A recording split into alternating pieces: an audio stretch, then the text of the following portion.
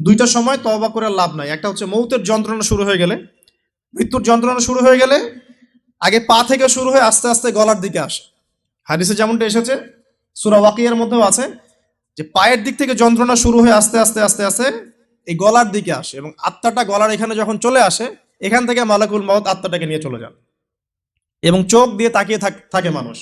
রুহটা চলে গেলে মানুষ চোখ দিয়ে তাকিয়ে থাকে। দেখবেন এই কারণে মৃত ব্যক্তি তাকিয়ে থাকে, চোখ খোলা থাকে। এবং তখন আসমান থেকে সিঁড়ি নামিয়ে দেওয়া হয়, ওই সিঁড়িতে করে আত্মা চলে যাচ্ছে, ও তাকিয়ে দেখে যে আত্মা চলে যাচ্ছে।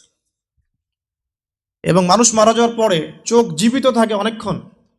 মেডিকেল সায়েন্স যারা পড়েছে তাদেরকে জিজ্ঞাসা করবেন, মানুষ ডেড হয়ে গেলেও চোখ দেখবেন আরো কয়েক ঘন্টা, হয়তো আরো নির্দিষ্ট একটা সময় পর্যন্ত চোখটা কিন্তু জীবিত থাকে।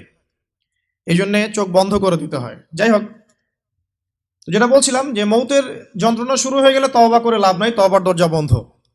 আর পশ্চিম দিক থেকে সূর্য উঠে গেলে তওবা করে লাভ নাই, তওবার দরজা বন্ধ।